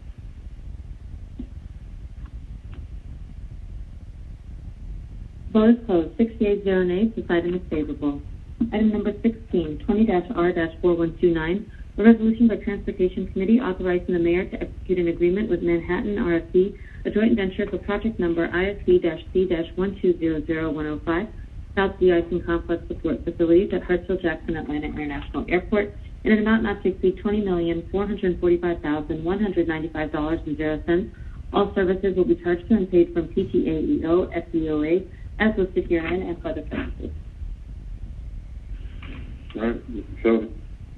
Yes, sir. So we'd like to execute this $29.5 million contract, and this is for the building that is going to house the people that do the de-icing for our aircraft on our brand new South de-icing pad, which is going to be a 45-acre de-icing pad that's going to be finished in March of 22, and it will add an extra 10 aircraft de-icing capability. And what that does is that provides us the resilience here during a storm that Hartsfield-Jackson can de-ice at least 10 more airplanes at least every 45 minutes. And what this is the building that will house, it's a 12,000 square foot building where the command center, the virtual command center, which will be based with cameras all over the de-icing pad, and control the aircraft coming in and out. It will also hold break room facilities, kitchen facilities, training facilities, locker rooms for all of the staff that are going to operate all of these de-icing trucks. It also includes a 120 space parking lot there, and we'd like to move this forward. Thank you. All right, I make a motion to approve. Is there a second? Overstreet, second.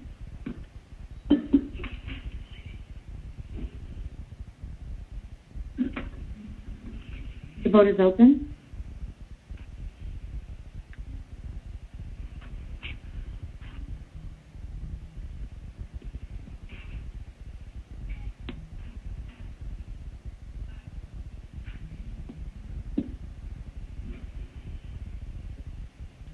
Will everyone please vote?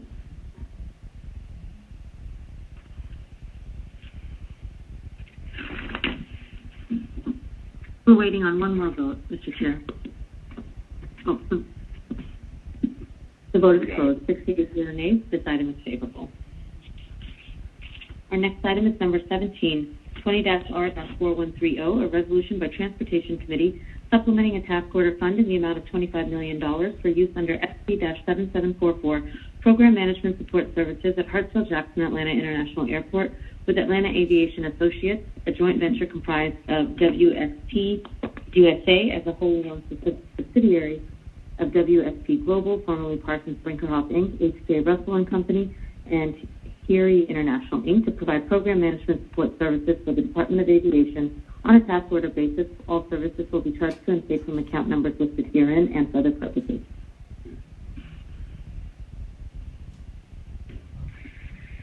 All right. Mr. Sheldon? Okay. At this point, I'm assuming you just start talking. Okay, I will go forward. So this $25 million task order for our capital program, which I briefed you earlier was over $700 million for fiscal year 21. Our capital program, we operate with the Department of Aviation employees, and we have a contract for program management, and we have a contract for construction management. We have found in the past that it is easier for us to fill positions via this task order for the program management and construction management based on the program itself instead of hiring full-time employees. So this task order we will use depending on the demand for the services, and this joint venture between WSP and HJ Russell and Heary International, this is a renewal of their initial 5 years and for program management support services, and they have done an excellent job for us. All right. I make a motion to approve. Overstreet, second.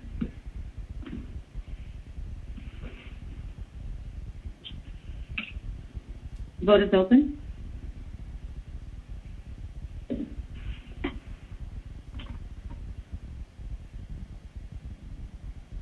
Vote is closed. 6 yeas, 0 nays. This item is favorable. Item number 18, 20-R-4131, a resolution by Transportation Committee authorizing the mayor or her designee to enter into renewal agreement number 1 with WSP USA for SC 10311 Architectural and Engineering Services for the Cycle Atlanta 1.0 Improvement Project on behalf of the Department of Public Works and for other purposes. All right. This is Public Works. So who's over there to talk about this package? Is it Rowan, or are we going to have Ms. Alexander? Mr. Chair, it's Josh Rowan. This is one of our transition projects to Atlanta Department of Transportation. The Cycle 1.0, the conceptual design, traffic study, and public outreach has been conducted. This continues the process. We've begun preliminary design and need to continue the design process. Okay. Make a motion to approve. Is there a second? Second, Brown.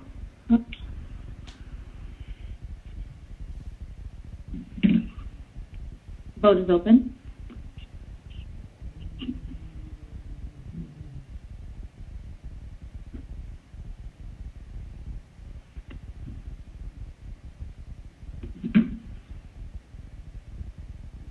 Will everyone please vote?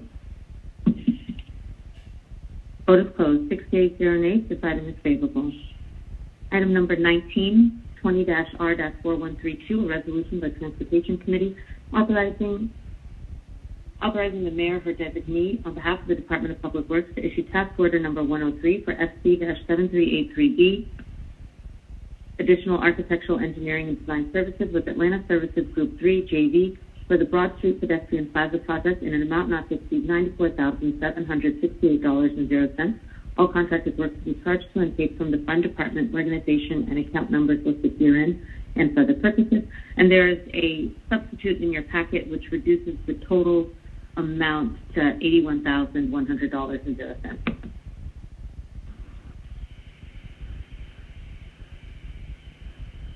Okay. As Mr. Rowan, are you guys in it? Well, first let me bring forward the substitute. I'll make a motion to bring forward the substitute. Is there a second? Second for Opie. All right, let's vote on the substitute. The vote is open.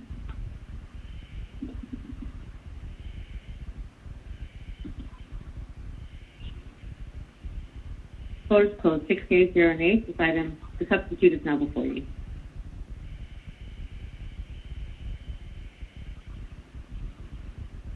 All right, Mr. Rowan. Yes, sir. Josh Rowan, Commissioner, Department of Transportation. This is another transition project that has moved from Public Works over into DOT. From a maintenance perspective, we're starting to see some issues with the boardwalk on Broad Street, and this legislation engages one of our AE consultants to assess the options we have from a material perspective as to replacement that will provide a more durable product. Okay, I'll make a motion to approve. Is there a second? Second for Opie.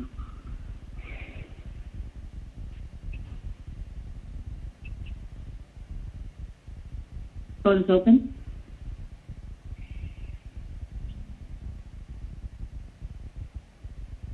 Vote is closed. 6 yeas, 0 nays. This item is favorable on substitute.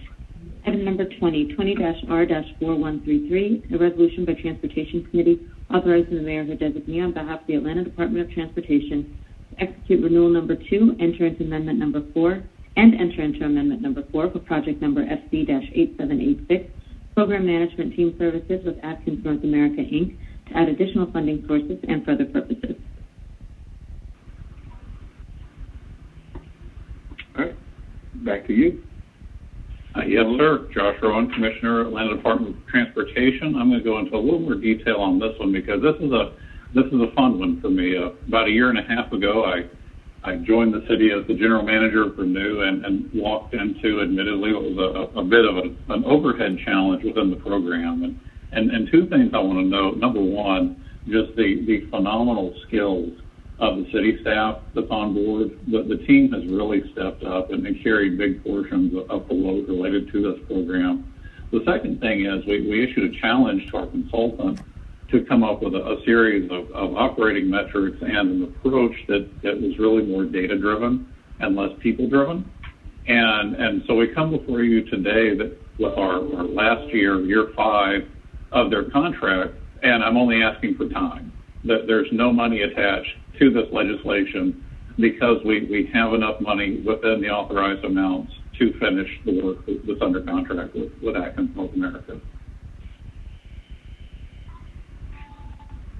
All right.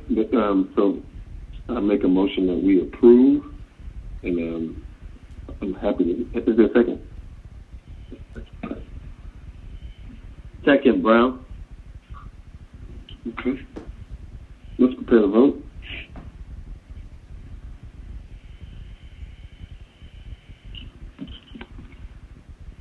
The vote is open. Vote is closed. 68 0 nays. This item is favorable. Item number Mr. Rowan, I did want to say, Mr. Rowan, you kind of ran through something that was that's actually a positive thing, right? That we're saving money, and that the contractor is using some better practices to be able to supply what we're looking for and to deliver. Is that in essence what you were saying? Yes, sir. In fact, there are two pieces. One, and being more technology focused and data driven in the program, that's enabled us to use really the existing performance to make decisions and using our dashboards versus having a lot of people who are crunching numbers. The other thing that I mentioned was just the phenomenal members of our team, and I failed to mention that some artificial boundaries that had existed have started dropping as DOT has formed. So we've been able to leverage the skills and abilities of all the folks who have come together in DOT. So that includes Office of Mobility Planning, capital project team within DPW, and what used to be OOT, we now call it TIM. So it's really been a nice thing to see how some of the artificial internal boundaries have disappeared as DOT has formed. And this has just been a collective effort between the city staff and the consultants. So we still have work to do, but we're definitely moving in a positive direction. Yeah, good deal. I just wanted to elevate that again. Ms. Blandini, let's go to the next one. Item number 21, 20-R-4132, a resolution by Transportation Committee authorizing the mayor or designee on behalf of the City of Atlanta to enter into an encroachment agreement with M&A Conditioned Air RE LLC for the installation of 2 permanent benches into the West Marietta Street Northwest and Rice Street Northwest right-of-way located at 1222 Marietta Street Northwest, Atlanta, Georgia, 30318, and for other purposes. Yes, ma'am.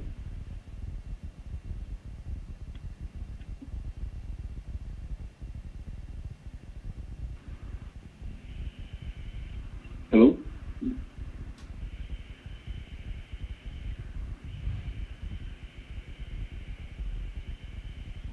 I'm still here. Okay. I'm waiting for them to be unmuted.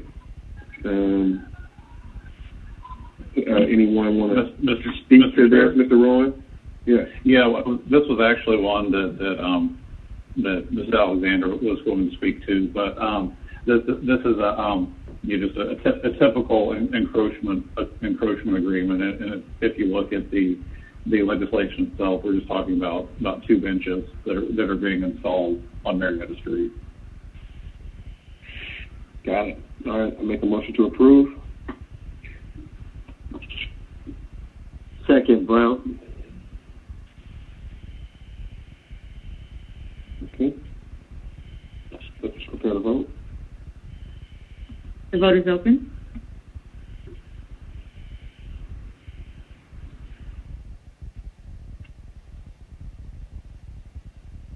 The vote is closed. 68 0 nays. This item is favorable. There's one held item that's ready to move, Mr. Chair. Item number 3. Item number 32, 20-R-3998, a resolution by Transportation Committee authorizing the mayor or her designee to execute an amendment to SC-9521 Fixed-Based Operations Services Agreement at Hartsfield-Jackson Atlanta International Airport to provide temporary rental relief for a period of 4 months beginning on June 1st, 2020 and ending on September 30th, 2020 in response to the COVID-19 pandemic crisis and for other purposes. Turn up. John Selden. Wait. Okay. John Selden, General Manager of Hartsfield-Jackson. So we work with our fixed base operator, which handles corporate jets, Signature. They have built a $14 million addition that's going to open here shortly. And they have requested mag relief, which is different than the inside the building mag relief because they are not in the terminal. They're up in the North Cargo area over. We would like to give them mag relief from June 1st to September 30th as part of our CARES package to help them due to COVID. Corporate travel obviously is very different than passenger travel. And if you look at the stock market, it is recovering very fast, and corporate travel is recovering better than passenger traffic. So that's the reason for the 4-month extension. Thank you. All right. I'll make a motion to approve. Overstreet, second.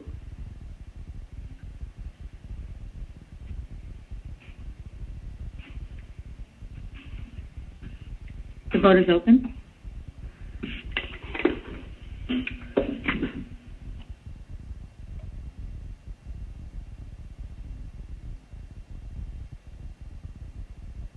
Vote is closed. 6 yeas, 0 nays. This item is favorable, and that concludes our legislative items, Mr. Chair. All right. So now that we're done with legislative items and papers held in committee. We don't have any walk-in legislation, and we've heard all of the public comment. Are there any matters? I did want to just hear from Mr. Selden, just any updates that you give. We're about to go on recess, and, we kind of want to know a little bit about what's happening coming in August and some things that you've heard related to airline travel. Yes, sir. John Selden, the General Manager of Hartsfield-Jackson. So we had a very excellent start to July. Right now, I can tell you we're running almost 1,300 flights a day and somewhere between 80 to 100,000 passengers a day.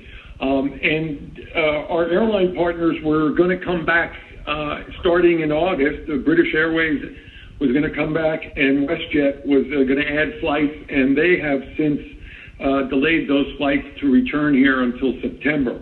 But the big number is our friends and partners at Delta. By August, they were going to have 650 departures, which is 1,300 flights a day themselves. And due to the increase in the softening of the travel market due to the spike in the coronavirus, they are now only going to be up at around 1,200 flights a day. So they're operating about 450 departures a day, and that's going up to 600 departures in August instead of the 650 that we were planning. So it has softened slightly, but we are still optimistic that the recovery is happening here at Hartsfield-Jackson because of our hub status and our outstanding business model that we are a great place to do business. Great.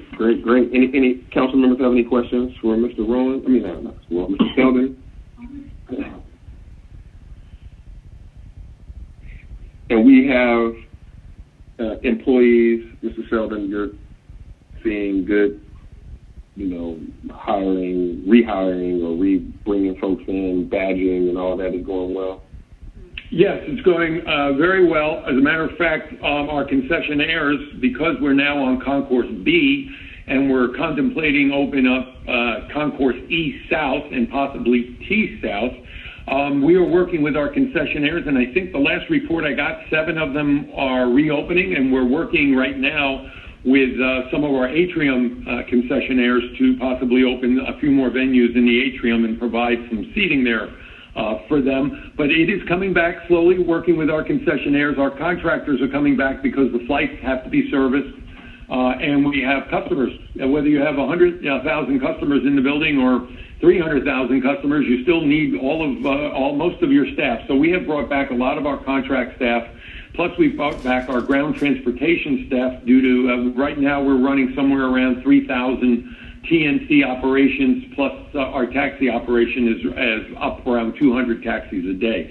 So our staff is coming back slowly from our contractors, but things are looking bright, and we're going to see some more of our concessionaires come back to work here. So we're looking good. Thank you. All right. If there are no other questions, we can go ahead on and adjourn. I make a motion to adjourn. Second. All right, got a second by Brown. That's good enough for us to adjourn. See y'all later. Okay, thank you, technology team. Thank you, technology team. Yeah.